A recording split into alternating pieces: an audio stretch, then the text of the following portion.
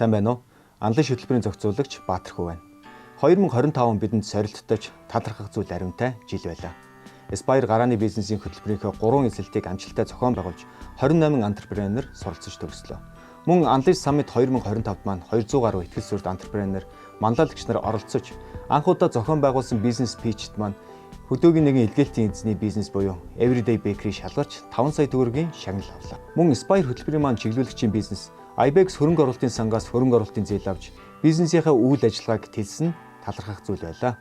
Анлын шин үйлчлэлээр дамжуулан шинэ бизнесүүд эхэлсэн бизнесүүд тэлж мөн Анлын networking ивентээр дамжуулан ихтгэл сүрд антрепренерийн хөдөлгөөн маань өргөжин тэлж байгааг харахтаа баяртай байна.